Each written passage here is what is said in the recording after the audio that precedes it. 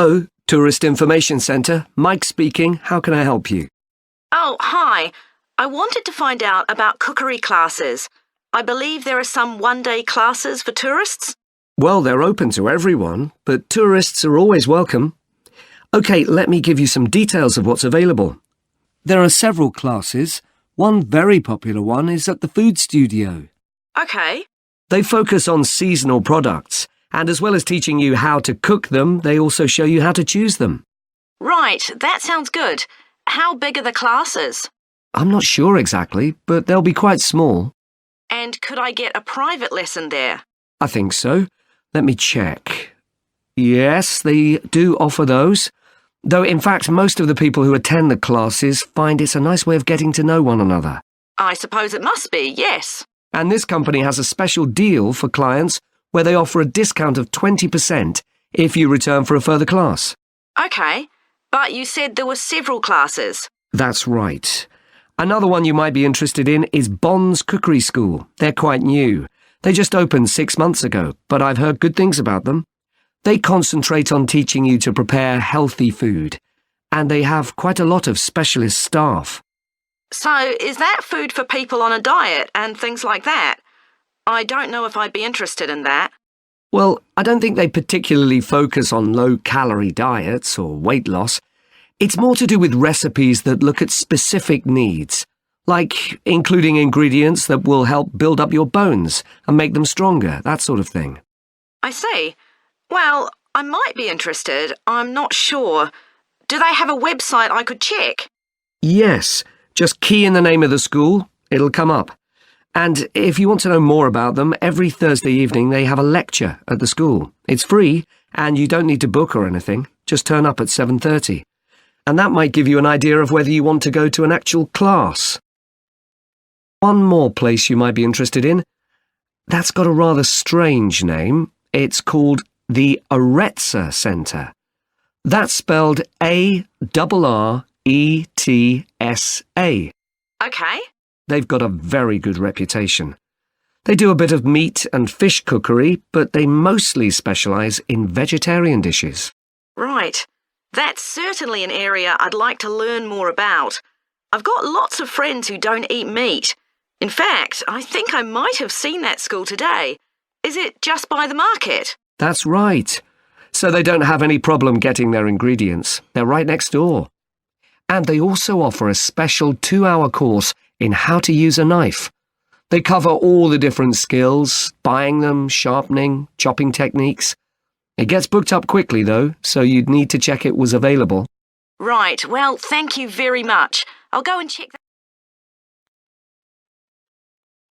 Good evening, everyone. My name's Phil Sutton, and I'm chairman of the Highways Committee. We've called this meeting to inform members of the public about the new regulations for traffic and parking we're proposing for Granford. I'll start by summarising these changes before we open the meeting to questions. So, why do we need to make these changes to traffic systems in Granford? Well, we're very aware that traffic is becoming an increasing problem. It's been especially noticeable with the increase in heavy traffic while they've been building the new hospital. But it's the overall rise in the volume of traffic of all kinds that's concerning us. To date, there's not been any increase in traffic accidents, but that's not something we want to see happen, obviously. We recently carried out a survey of local residents, and their responses were interesting. People were very concerned about the lack of visibility on some roads due to cars parked along the sides of the roads. We'd expected complaints about the congestion near the school when parents are dropping off their children or picking them up. But this wasn't top of the list, and nor were noise and fumes from trucks and lorries, though they were mentioned by some people. We think these new traffic regulations would make a lot of difference, but we still have a long way to go. We've managed to keep our proposals within budget, just, so they can be covered by the council. But of course it's no good introducing new regulations if we don't have a way of making sure that everyone obeys them. and that's an area we're still working on with the help of representatives from the police force. OK, so this slide shows a map of the central area of Granford with the High Street in the middle and School Road on the right. Now, we already have a set of traffic lights in the High Street at the junction with Station Road, but we're planning to have another set at the other end at the School Road junction to regulate the flow of traffic along the High Street. We've decided we definitely need a pedestrian crossing. We considered putting this on School Road just outside the school, but in the end we decided that could lead to a lot of traffic congestion. So we decided to locate it on the High Street, crossing the road in front of the supermarket. That's a very busy area, so it should help things there. We're proposing some changes to parking. At present, parking isn't allowed on the High Street outside the library, but we're going to change that and allow parking there, but not at the other end of the High Street near School Road. There'll be a new no parking sign on School Road just by the entrance to the school, forbidding parking for 25 metres. This should improve visibility for drivers and pedestrians, especially on the bend just to the north of the school. As far as disabled drivers are concerned, at present they have parking outside the supermarket, but lorries also use those spaces, so we've got 2 new disabled parking spaces on the side road up towards the bank. It's not ideal, but probably better than the present arrangement. We also plan to widen the pavement on School Road. We think we can manage to get an extra half metre on the bend just before you get to the school, on the same side of the road. Finally, we've introduced new restrictions on loading and unloading for the supermarket, so lorries will only be allowed to stop there before 8 a.m. That's the supermarket on School Road. We kept to the existing arrangements with the High Street supermarket. We've got to choose a topic for our experiment, haven't we, Jack? Were you thinking of something to do with seeds? That's right. I thought we could look at seed germination, how a seed begins to grow. OK. Any particular reason? I know you're hoping to work in plant science eventually. Yeah, but practically everything we do is going to feed into that. No, there's an optional module on seed structure and function in the 3rd year that I might do. So I thought it might be useful for that. If I choose that option, I don't have to do a dissertation module. Good idea. Well, I thought for this experiment, we could look at the relationship between seed size and the way the seeds are planted. So we could plant different sized seeds in different ways and see which grow best. OK. We'd need to allow time for the seeds to come up. That should be fine if we start now. A lot of the other possible experiments need quite a bit longer. So that'd make it a good one to choose. And I don't suppose it'd need much equipment. We're not doing chemical analysis or anything. Though that's not really an issue. We've got plenty of equipment in the laboratory. Yeah, we need to have a word with the tutor if we're going to go ahead with it, though. I'm sure our aim's okay. It's not very ambitious, but the assignment's only 10% of our final mark, isn't it? But we need to be sure we're the only ones doing it. Yeah, it's only 5% actually, but it'd be a bit boring if everyone was doing it. Did you read that book on seed germination on our reading list? The one by Graves? I looked through it for my last experiment, though it wasn't all that relevant there. It would be for this experiment, though. I found it quite hard to follow. Lots about the theory, which I hadn't expected. Yes, I'd been hoping for something more practical. It does include references to the recent findings on genetically modified seeds, though. Yes, that was interesting. I read an article about seed germination by Lee Hall. About seeds that lie in the ground for ages and only germinate after a fire. That's the one. I knew a bit about it already, but not about this research. His analysis of figures comparing the times of the fires and the proportion of seeds that germinated was done in a lot of detail. Very impressive. Was that the article with the illustrations of early stages of plant development? They were very clear. I think those diagrams were in another article. Anyway, shall we have a look at the procedure for our experiment? We'll need to get going with it quite soon. Right. So the first thing we have to do is find our seeds. I think vegetable seeds would be best, and obviously they mustn't all be the same size. So how many sorts do we need? About 4 different ones? I think that would be enough. There'll be quite a large number of seeds for each one. Then for each seed we need to find out how much it weighs and also measure its dimensions, and we need to keep a careful record of all that. That'll be quite time-consuming, and we also need to decide how deep we're going to plant the seeds, right on the surface a few millimetres down or several centimetres. OK, so then we get planting. Do you think we can plant several seeds together in the same plant pot? No, I think we need a different one for each seed. Right. And we'll need to label them. We can use different coloured labels. Then we wait for the seeds to germinate. I reckon that'll be about 3 weeks, depending on what the weather's like. Then we see if our plants have come up and write down how tall they've grown.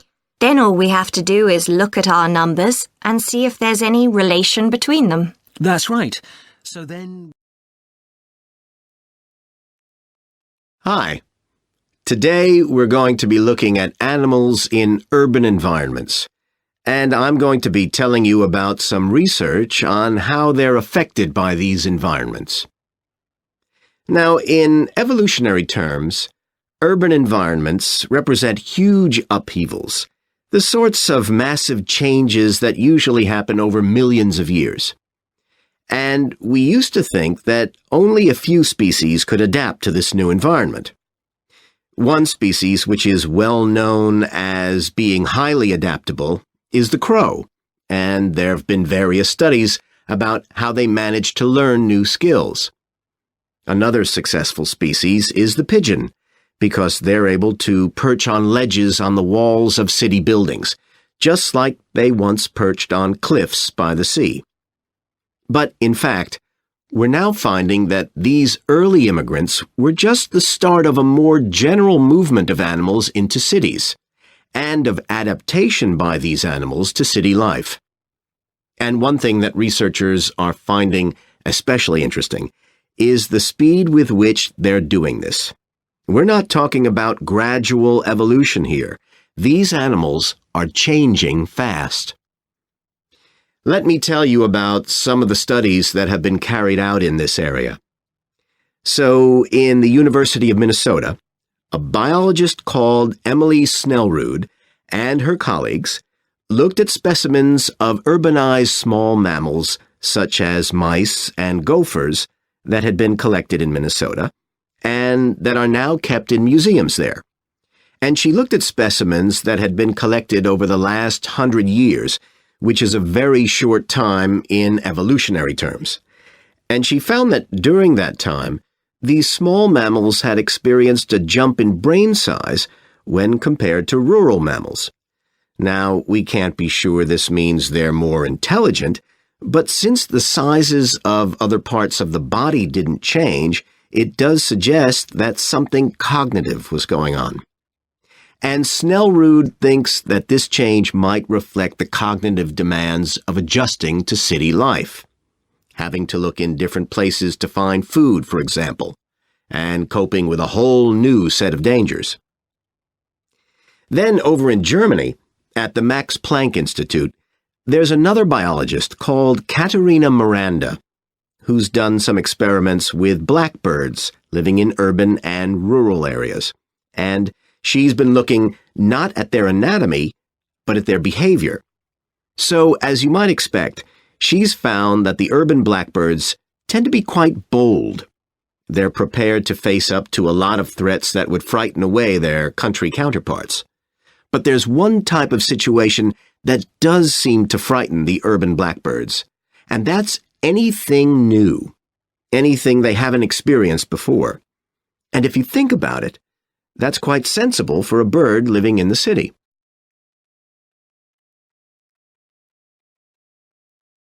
Jonathan Atwell, in Indiana University, is looking at how a range of animals respond to urban environments. He's found that when they're under stress, their endocrine systems react by reducing the amount of hormones such as corticosterone into their blood. It's a sensible-seeming adaptation. A rat that gets scared every time a subway train rolls past won't be very successful. There's just one more study I'd like to mention, which is by Sarah Parton and her team. And they've been looking at how squirrels communicate in an urban environment, and they've found that a routine part of their communication is carried out by waving their tails. You do also see this in the country, but it's much more prevalent in cities, possibly because it's effective in a noisy environment. So, what are the long-term implications of this? One possibility is that we may see completely new species developing in cities. But on the other hand, it's possible that not all of these adaptations will be permanent. Once the animal's got accustomed to its new environment, it may no longer need the features it's developed. So now we've had a look at adaptation. Hello, South City Cycling Club. Oh, hi. I want to find out about joining the club. Right, I can help you there. I'm the club secretary and my name's Jim Hunter. Oh, hi, Jim. So, are you interested in membership for yourself? That's right. Okay, well, there are basically two types of adult membership. If you're pretty serious about cycling, there's the full membership. That costs $260, and that covers you not just for ordinary cycling, but also for races both here in the city and also in other parts of Australia. Right. Well, I'm not really up to that standard. I was more interested in just joining a group to do some cycling in my free time. Sure, that's why most people join. So in that case, you'd be better with the recreational membership. That's $108 if you're over 19 and $95 if you're under. I'm 25. Okay. It's paid quarterly and you can upgrade it later to the full membership if you want to, of course. Now, both types of membership include the club fee of $20. They also provide insurance in case you have an accident, though we hope you won't need that, of course. No. Okay.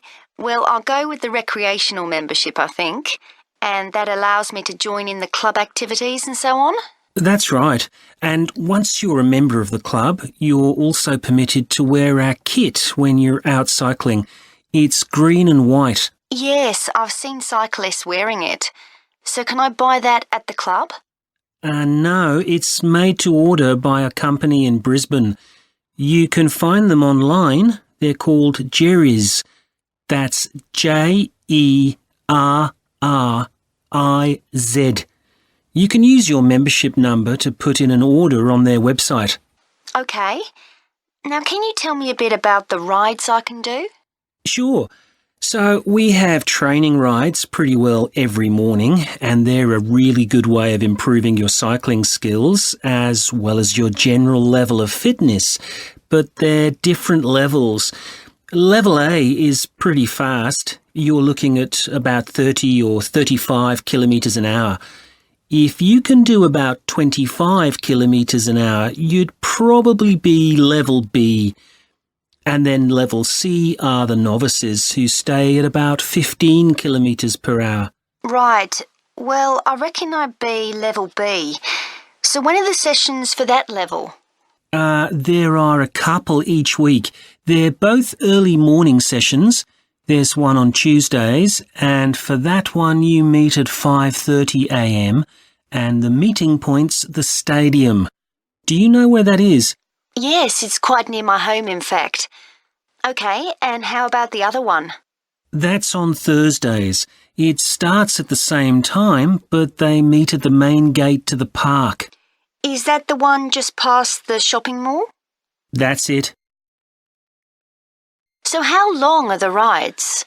They're about an hour and a half, so if you have a job, it's easy to fit in before you go to work. And the members often go somewhere for coffee afterwards, so it's quite a social event. Okay, that sounds good. I've only just moved to the city, so I don't actually know many people yet. Well, it's a great way to meet people. And does each ride have a leader? Sometimes, but not always.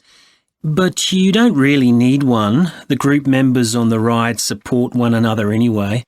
How would we know where to go? If you check the club website, you'll see that the route for each ride is clearly marked. So you can just print that out and take it along with you. It's similar from one week to another, but it's not always exactly the same. And what do I need to bring? Well, bring a bottle of water and your phone. You shouldn't use it while you're cycling, but have it with you. Right. And in winter, it's well before sunrise when we set out, so you need to make sure your bike's got lights. That's okay. Well, thanks, Jim. I'd definitely like to join. So what's the best way of going about it? You can... Thanks for coming, everyone. Okay, so this meeting is for new staff and staff who haven't been involved with our volunteering projects yet. So, basically, the idea is that we allow staff to give up some of their work time to help on various charity projects to benefit the local community. We've been doing this for the last 5 years, and it's been very successful. Participating doesn't necessarily involve a huge time commitment. The company will pay for 8 hours of your time. That can be used over 1 or 2 days all at once, or spread over several months throughout the year. There are some staff who enjoy volunteering so much, they also give up their own free time for a couple of hours every week. It's completely up to you. Obviously, many people will have family commitments and aren't as available as other members of staff. Feedback from staff has been overwhelmingly positive. Because they felt they were doing something really useful, nearly everyone agreed that volunteering made them feel more motivated at work. They also liked building relationships with the people in the local community and felt valued by them. 1 or 2 people also said it was a good thing to have on their CVs. One particularly successful project last year was the Get Working project. This was aimed at helping unemployed people in the area get back to work. Our staff were able to help them improve their telephone skills, such as writing down messages and speaking with confidence to potential customers, which they had found quite difficult. This is something many employers look for in job applicants, and something we all do without even thinking about every day at work. We've got an exciting new project starting this year. Up until now, we've mainly focused on projects to do with education and training. And we'll continue with our reading project in schools and our work with local charities. But we've also agreed to help out on a conservation project in Redfern Park. So if any of you fancy being outside and getting your hands dirty, this is the project for you. I also wanted to mention the annual Digital Inclusion Day, which is coming up next month. The aim of this is to help older people keep up with technology. And this year, instead of hosting the event in our own training facility, we're using the ICT suite at Hill College, as it can hold far more people. We've invited over 60 people from the Silver Age Community Center to take part, so we'll need a lot of volunteers to help with this event. If you're interested in taking part, please go to the volunteering section of our website and complete the relevant form. We won't be providing any training for this, but you'll be paired with an experienced volunteer if you've never done it before. By the way, don't forget to tell your manager about any volunteering activities you decide to do. The participants on the Digital Inclusion Day really benefited. The majority were in their 70s, though some were younger, and a few were even in their 90s.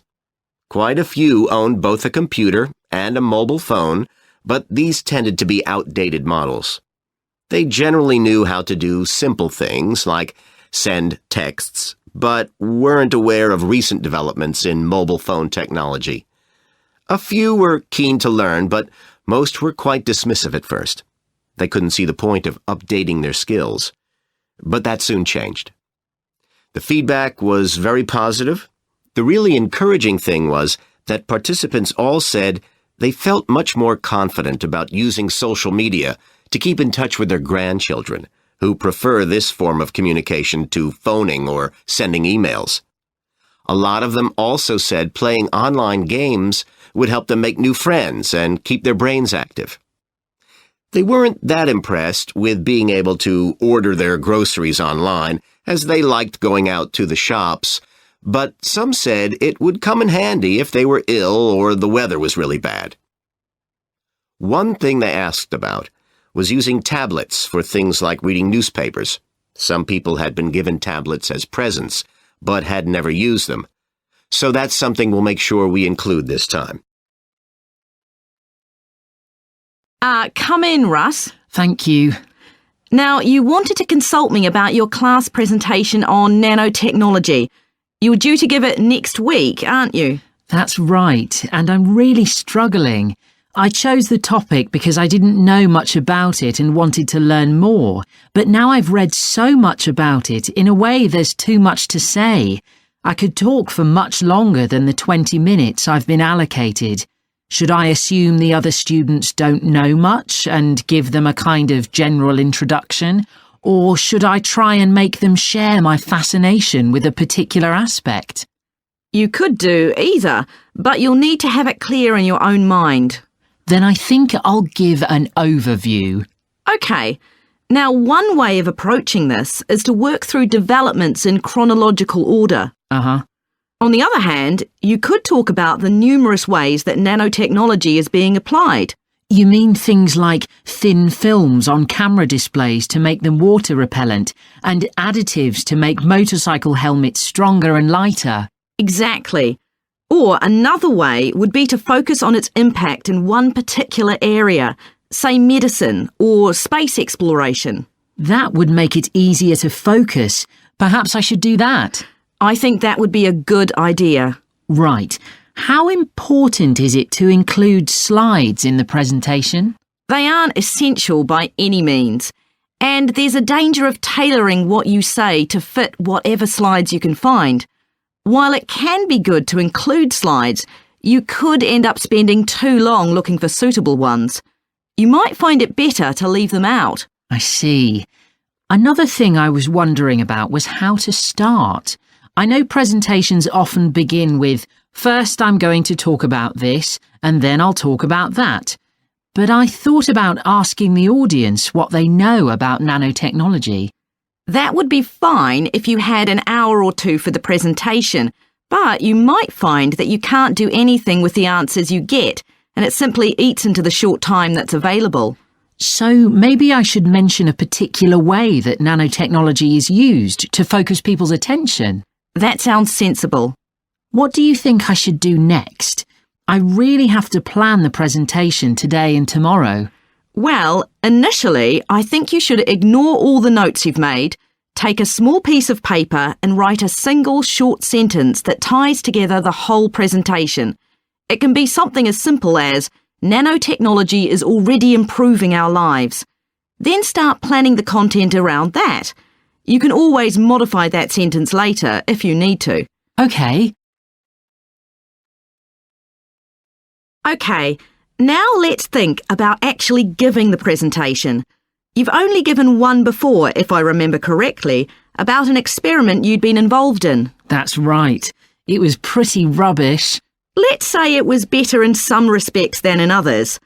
With regard to the structure, I felt that you ended rather abruptly, without rounding it off. Be careful not to do that in next week's presentation. OK. And you made very little eye contact with the audience because you were looking down at your notes most of the time. You need to be looking at the audience and only occasionally glancing at your notes. Your body language was a little odd.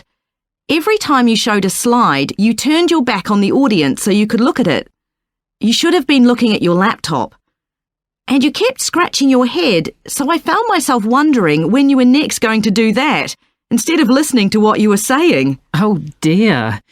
What did you think of the language? I knew that not everyone was familiar with the subject, so I tried to make it as simple as I could. Yes, that came across.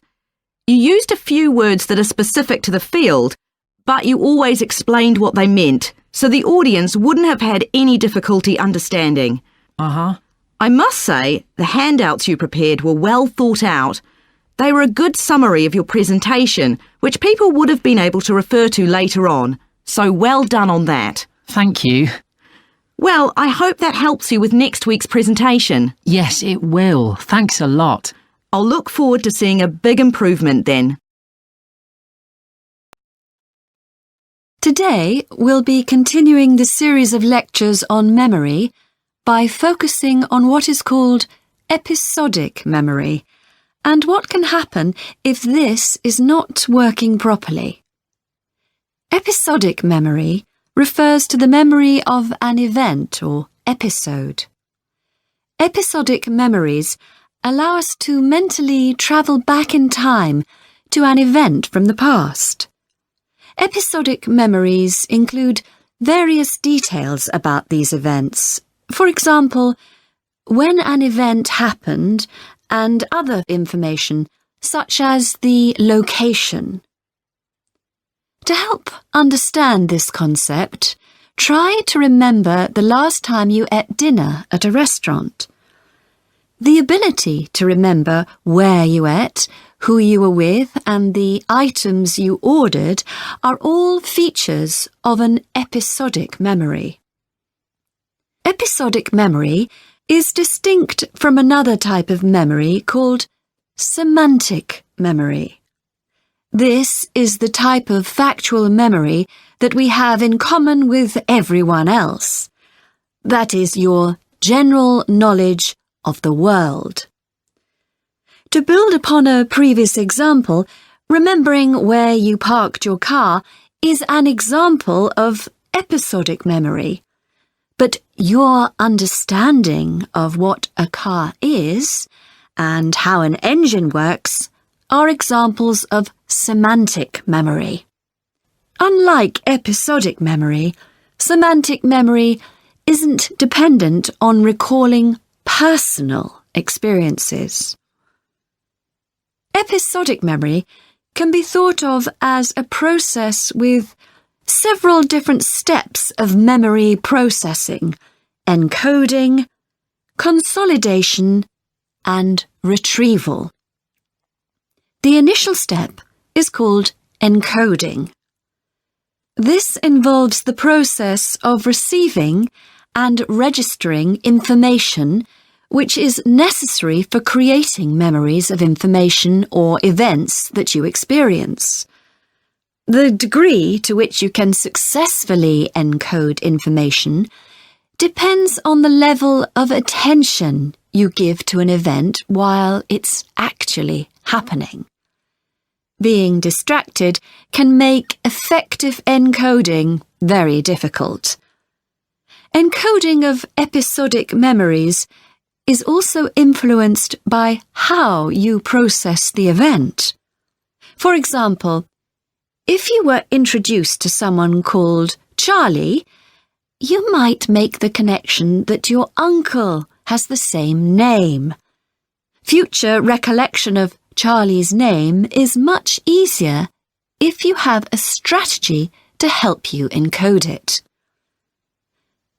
Memory consolidation, the next step in forming an episodic memory, is the process by which memories of encoded information are strengthened, stabilized, and stored to facilitate later retrieval.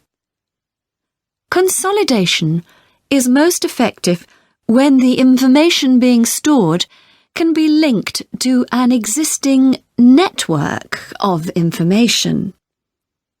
Consolidation makes it possible for you to store memories for later retrieval indefinitely. Forming strong memories depends on the frequency with which you try to retrieve them. Memories can fade or become harder to retrieve if they aren't used very often. The last step in forming episodic memories is called retrieval, which is the conscious recollection of encoded information. Retrieving information from episodic memory depends upon semantic, olfactory, auditory, and visual factors. These help episodic memory retrieval by acting as a prompt. For example, when recalling where you parked your car, you may use the colour of a sign close to where you parked. You actually have to mentally travel back to the moment you parked.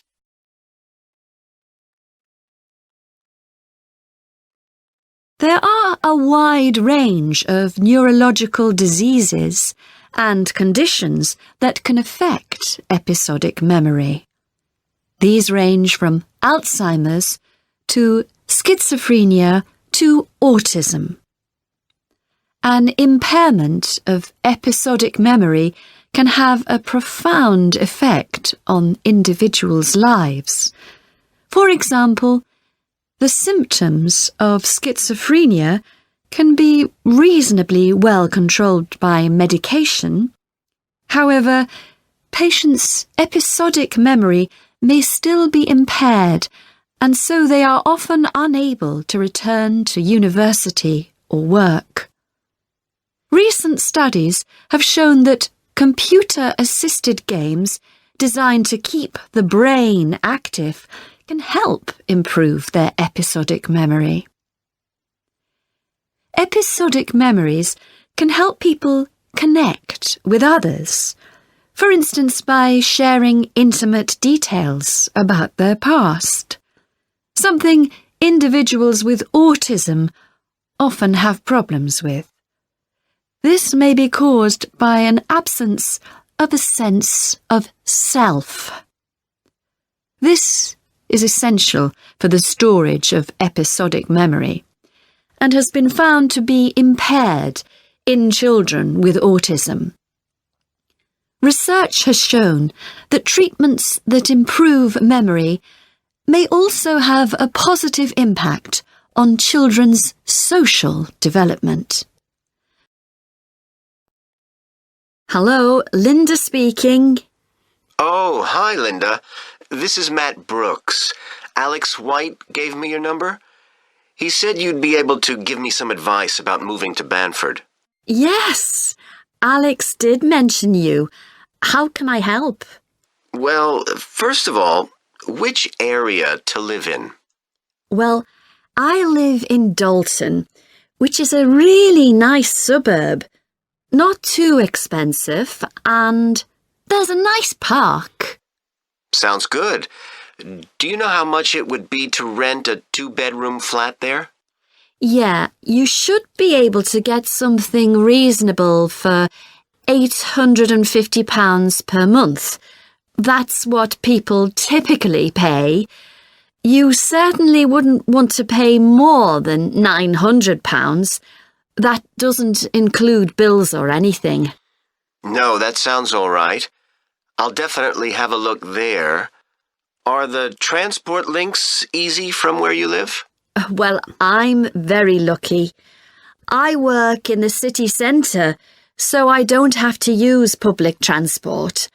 I go by bike. Oh, I wish I could do that. Is it safe to cycle around the city? Yes, it's fine. And it keeps me fit.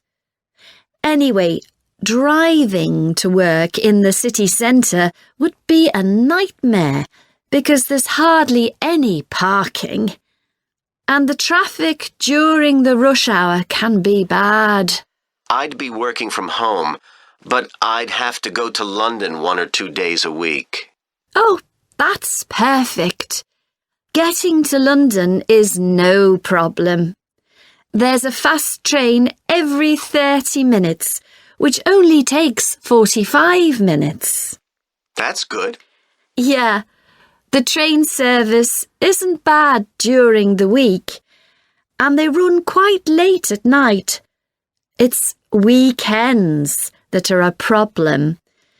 They're always doing engineering work, and you have to take a bus to Haddam and pick up the train there, which is really slow. But other than that, Banford's a great place to live. I've never been happier. There are some nice restaurants in the city centre and a brand new cinema, which has only been open a couple of months. There's a good arts centre too. Sounds like Banford's got it all. Yes, we're really lucky. There are lots of really good aspects to living here. The schools are good, and the hospital here is one of the best in the country. Everyone I know who's been there's had a positive experience. Oh, I can give you the name of my dentist too, in Bridge Street, if you're interested. I've been going to him for years, and I've never had any problems. Oh, okay, thanks. I'll find his number and send it to you. Thanks. That would be really helpful. Are you planning to visit Banford soon? Yes, my wife and I are both coming next week. We want to make some appointments with estate agents. I could meet you if you like and show you around. Are you sure? We'd really appreciate that. Either a Tuesday or Thursday is good for me, after 5:30. Thursday's preferable. Tuesday, I need to get home before 6 p.m. OK. Great. Let me know which train you're catching, and I'll meet you in the cafe outside. You can't miss it. It's opposite the station and next to the museum. Brilliant. I'll text you next week then. Thanks so much for all the advice. No problem. OK, Jim, you wanted to see me about your textile design project. That's right. I've been looking at how a range of natural dyes can be used to colour fabrics like cotton and wool. Why did you choose that topic? Well, I got a lot of useful ideas from the museum, at that exhibition of textiles. But I've always been interested in anything to do with colour. Years ago, I went to a carpet shop with my parents when we were on holiday in Turkey, and I remember all the amazing colours. They might not all have been natural dyes. Maybe not, but for the project, I decided to follow it up. And I found a great book about a botanic garden in California that specialises in plants used for dyes. OK, so in your project, you had to include a practical investigation. Yeah.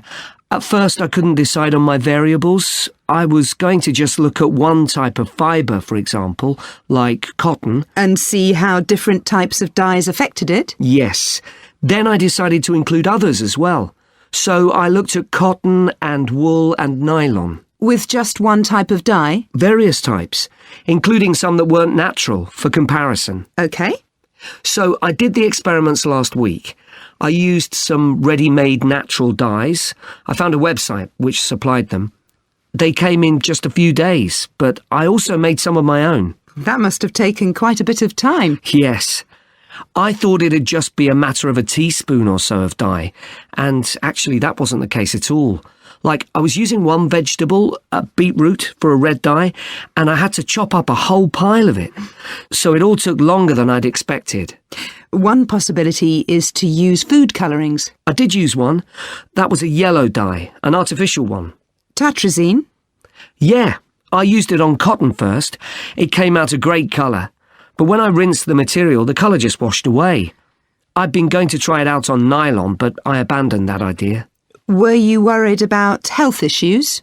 I thought if it's illegal food colouring, it must be safe. Well, it can occasionally cause allergic reactions, I believe.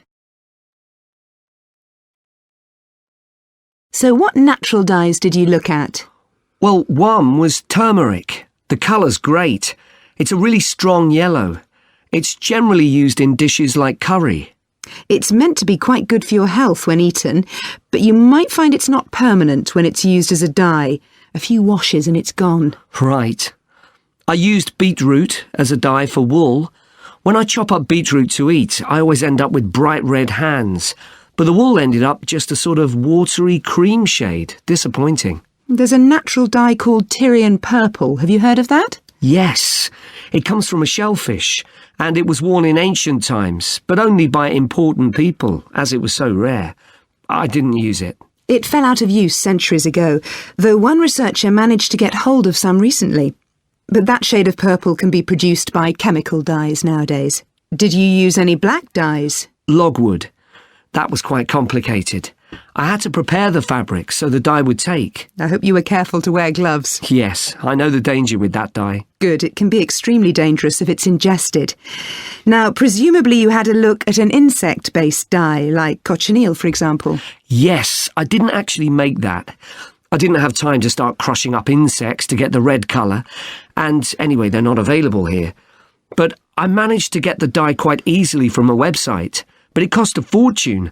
I can see why it's generally just used in cooking and in small quantities. Yes, it's very effective, but that's precisely why it's not used as a dye. I also read about using metal oxide. Apparently you can allow iron to rust while it's in contact with the fabric, and that colours it. Yes, that works well for dyeing cotton. But you have to be careful as the metal can actually affect the fabric, and so you can't expect to get a lot of wear out of fabrics treated in this way. And the colours are quite subtle. Not everyone likes them. Anyway, it looks as if you've done a lot of work. Last week we started looking at reptiles, including crocodiles and snakes. Today, I'd like us to have a look at another reptile, the lizard, and in particular, at some studies that have been done on a particular type of lizard whose Latin name is Tiliqua rugosa. This is commonly known as the sleepy lizard because it's quite slow in its movements and spends quite a lot of its time dozing under rocks or lying in the sun. I'll start with a general description. Sleepy lizards live in Western and South Australia, where they're quite common.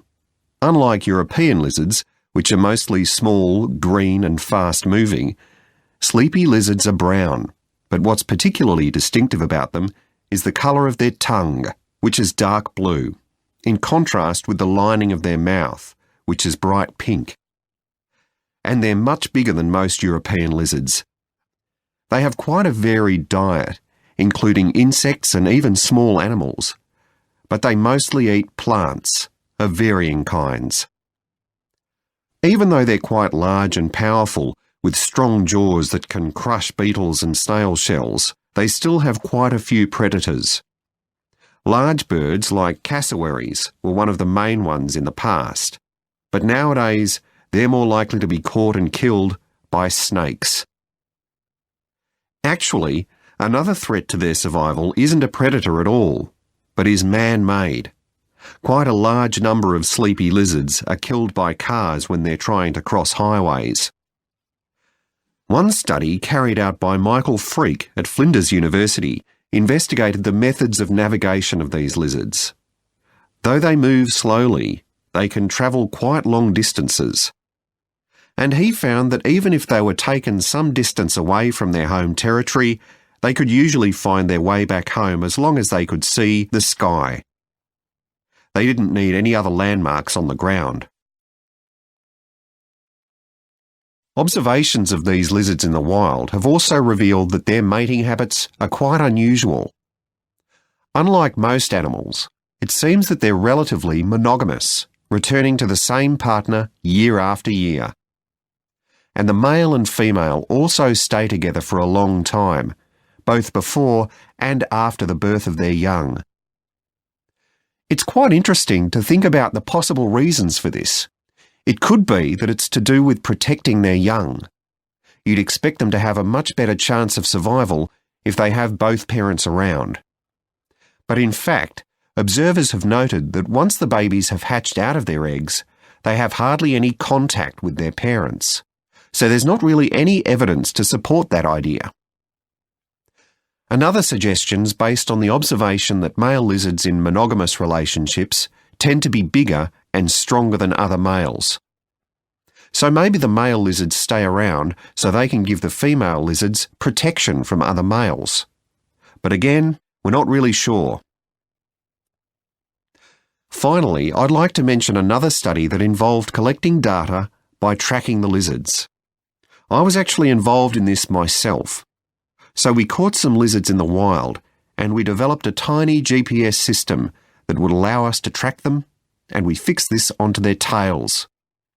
Then we set the lizards free again, and we were able to track them for 12 days and gather data, not just about their location, but even about how many steps they took during this period. One surprising thing we discovered from this is that there were far fewer meetings between lizards than we expected. It seems that they were actually trying to avoid one another. So why would that be? Well, again, we have no clear evidence, but one hypothesis is that male lizards can cause quite serious injuries to one another. So maybe this avoidance is a way of preventing this, of self-preservation if you like. But we need to collect a lot more data before we can be sure of any of this. Hi, Alex. It's Martha Clines here. James White gave me your number. I hope you don't mind me calling you. Of course not. How are you, Martha? Good, thanks. I'm ringing because I need a bit of advice. Oh yeah, what about? The training you did at JPNW a few years ago, I'm applying for the same thing. Oh right, yes, I did mine in 2014. Best thing I ever did, I'm still working there. Really? What are you doing? Well, now I work in the customer services department, but I did my initial training in finance. I stayed there for the first 2 years and then moved to where I am now. That's the same department I'm applying for. Did you enjoy it? I was pretty nervous to begin with. I didn't do well in my exams at school, and I was really worried because I failed maths. But it didn't actually matter because I did lots of courses on the job. Did you get a diploma at the end of your trainee period? I'm hoping to do the one in business skills. Yes, that sounds good. I took the one on IT skills, but I wish I'd done that one instead. OK, that's good to know. What about the other trainees? How did you get on with them? There were about 20 of us who started at the same time, and we were all around the same age. I was 18, and there was only one person younger than me who was 17. The rest were between 18 and 20. I made some good friends. I've heard lots of good things about the training at JPNW. It seems like there are a lot of opportunities there. Yeah, definitely. Because of its size, you can work in loads of different areas within the organisation. What about pay? I know you get a lower minimum wage than regular employees. That's right, which isn't great, but you get the same number of days holiday as everyone else, and the pay goes up massively if they offer you a job at the end of the training period. Yeah, but I'm not doing it for the money. It's the experience I think will be really useful. Everyone says by the end of the year you gain so much confidence. You're right, that's the most useful part about it. There's a lot of variety too. You're given lots of different things to do. I enjoyed it all. I didn't even mind the studying. Do you have to spend any time in college? Yes, 1 day each month. So you get lots of support from both your tutor and your manager. That's good. And the company is easy to get to, isn't it? Yes, it's very close to the train station, so the location's a real advantage. Have you got a date for your interview yet? Yes, it's on the 23rd of this month. So long as you're well prepared, there's nothing to worry about. Everyone's very friendly. I am not sure what I should wear. What do you think? Nothing too casual, like jeans, for example. If you've got a nice jacket, wear that with a skirt or trousers. OK, thanks. Any other tips? Well, I know it's really obvious, but arrive in plenty of time. They hate people who are late. So make sure you know exactly where you have to get to. And one other useful piece of advice my manager told me before I had the interview for this job is to smile. Even if you feel terrified, it makes people respond better to you. I'll have to practice doing that in the mirror. Yeah, well, good luck. Let me know if you need any more information. Thanks very much. Hi everyone, welcome to the Snow Centre. My name's Annie. I hope you enjoyed the bus trip from the airport. We've certainly got plenty of snow today. Well, you've come to New Zealand's premier snow and ski centre, and we've a whole load of activities for you during your week here. Most visitors come here for the cross-country skiing, where you're on fairly flat ground for most of the time, rather than going down steep mountainsides. There are marked trails, but you can also leave these and go off on your own, and that's an experience not to be missed. You can go at your own speed. It's great aerobic exercise if you really push yourself. Or, if you prefer, you can just glide gently along and enjoy the beautiful scenery. This afternoon, you'll be going on a dog sled trip. You may have seen our dogs on TV recently racing in the Winter Sled Festival. If you want, you can have your own team for the afternoon and learn how to drive them, following behind our leader on the trail. Or if you'd prefer, you can just sit back in the sled and enjoy the ride as a passenger. At the weekend, we have the team relay event, and you're all welcome to join in. We have a local school coming along, and a lot of the teachers are taking part too. Participation rather than winning is the main focus, and there's a medal for everyone who takes part. Participants are in teams of 2 to 4, and each team must complete 4 laps of the course. For your final expedition, you'll head off to Mount Frenna wearing a pair of special snowshoes which allow you to walk on top of the snow. This is an area where miners once searched for gold, though there are very few traces of their work left now. When the snow melts in summer, the mountain slopes are carpeted in flowers and plants. It's a long ascent, though not too steep, and walkers generally take a couple of days to get to the summit and return. You'll spend the night in our hut halfway up the mountain. That's included in your package for the stay. It's got cooking facilities, firewood and water for drinking. For washing, we recommend you use melted snow, though, to conserve supplies. We can take your luggage up on our snowmobile for you for just $10 a person. The hut has cooking facilities, so you can make a hot meal in the evening and morning, but you need to take your own food. The weather on Mount Frenna can be very stormy. In that case, stay in the hut. Generally, the storms don't last long. Don't stress about getting back here to the centre in time to catch the airport bus. They'll probably not be running anyway. We do have an emergency locator beacon in the hut, but only use that if it's a real emergency, like if someone's ill or injured. Now, let me tell you something about the different ski trails you can follow during your stay here. Highland Trail's directly accessible from where we are now. This trail's been designed to give first-timers an experience they'll enjoy regardless of their age or skill, but it's also ideal for experts to practice their technique. Then there's Pine Trail.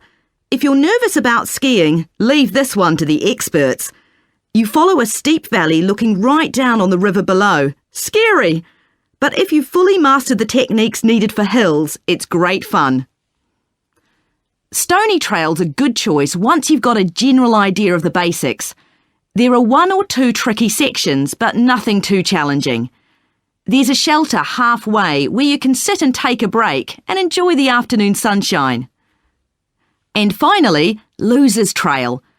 This starts off following a gentle river valley, but the last part is quite exposed, so the snow conditions can be challenging. If it's snowing or windy, check with us before you set out to make sure the trail's open that day.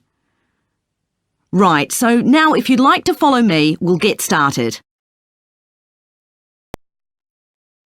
I've still got loads to do for our report on nutritional food labels.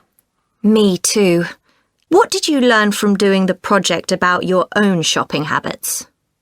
Well, I've always had to check labels for traces of peanuts in everything I eat because of my allergy. But beyond that, I've never really been concerned enough to check how healthy a product is. This project has actually taught me to read the labels much more carefully. I tended to believe claims on packaging, like low in fat.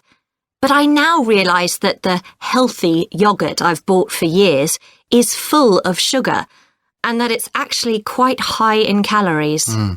Ready meals are the worst. Comparing the labels on supermarket pizzas was a real eye-opener. Did you have any idea how many calories they contain? I was amazed.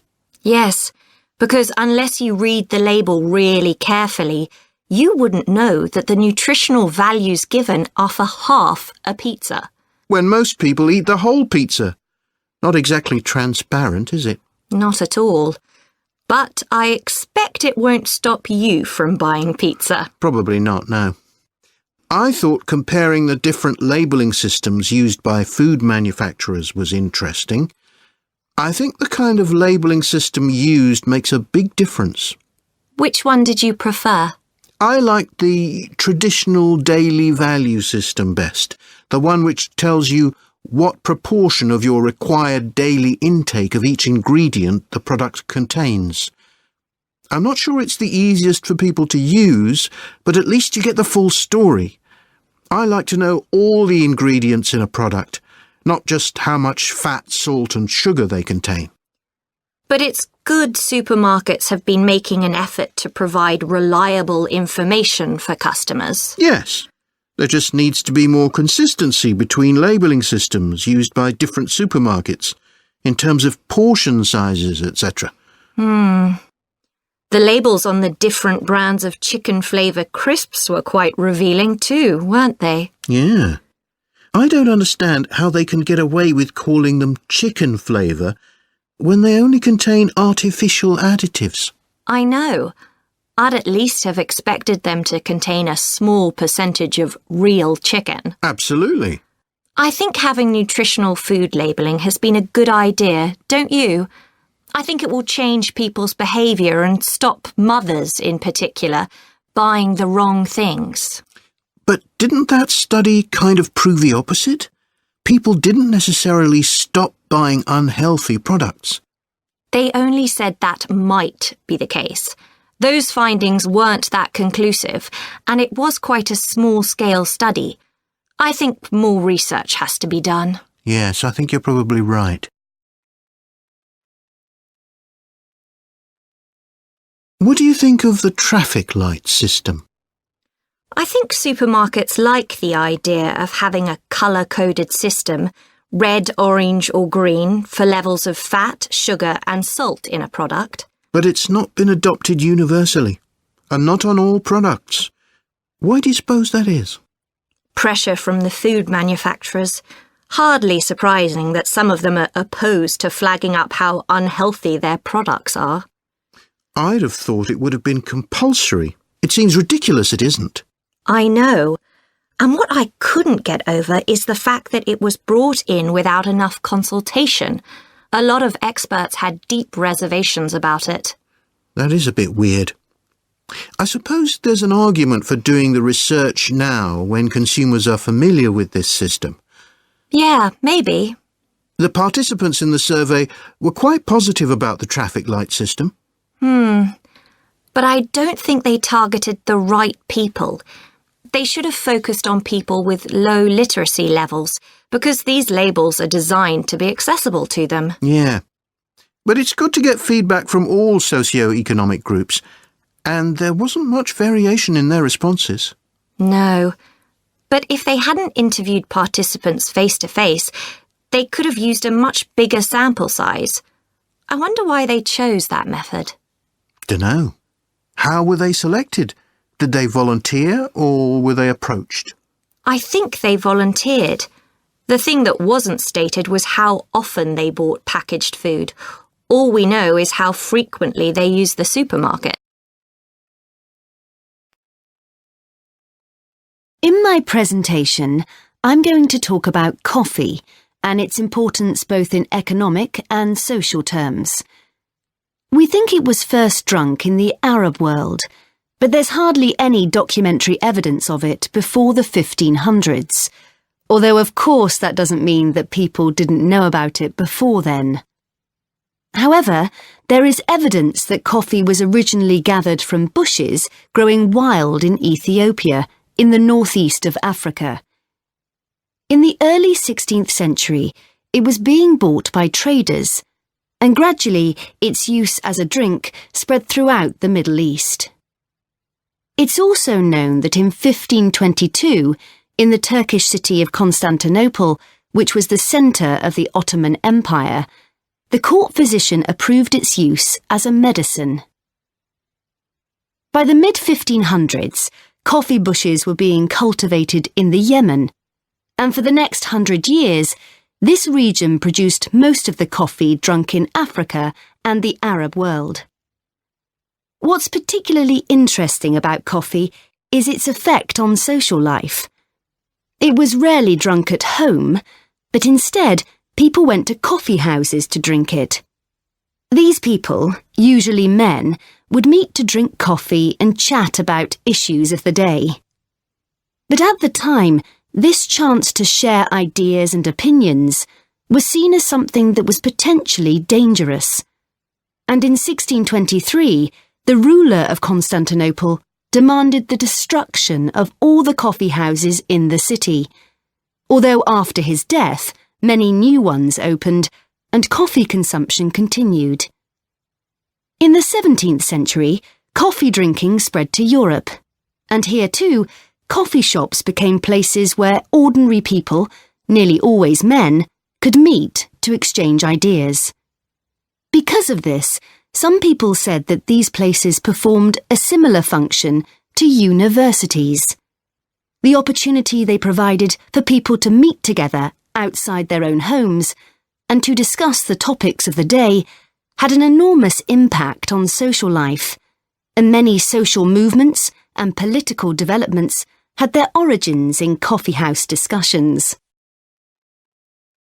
In the late 1600s, the Yemeni monopoly on coffee production broke down, and coffee production started to spread around the world, helped by European colonization.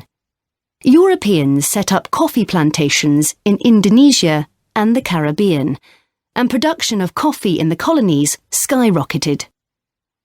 Different types of coffee were produced in different areas, and it's interesting that the names given to these different types, like Mocha or Java coffee, were often taken from the port they were shipped to Europe from.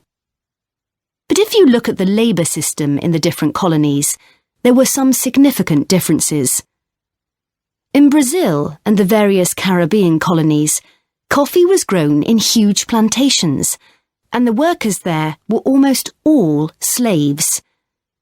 But this wasn't the same in all colonies. For example, in Java, which had been colonised by the Dutch, the peasants grew coffee and passed a proportion of this on to the Dutch, so it was used as a means of taxation. But whatever system was used, under the European powers of the 18th century, coffee production was very closely linked to colonisation. Coffee was grown in ever-increasing quantities to satisfy the growing demand from Europe, and it became nearly as important as sugar production, which was grown under very similar conditions. However, coffee prices were not yet low enough for people to drink it regularly at home, so most coffee consumption still took place in public coffee houses, and it still remained something of a luxury item.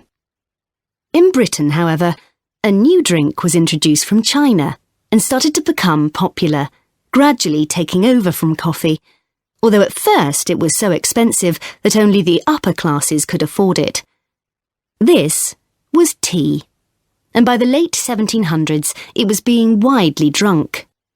However, when the USA gained independence from Britain in 1776, they identified this drink with Britain, and coffee remained the preferred drink in the USA, as it still is today. So, by the early 19th century, coffee was already being widely produced and consumed. But during this century, production boomed and coffee prices started to fall. This was partly because new types of transportation had been developed, which were cheaper and more efficient. So now, working people could afford to buy coffee. It wasn't just a drink for the middle classes. And this was at a time when large parts of Europe were starting to work in industries. And sometimes this meant their work didn't stop when it got dark. They might have to continue throughout the night. So the use of coffee as a stimulant became important. It wasn't just a drink people drank in the morning for breakfast. There were also changes in cultivation.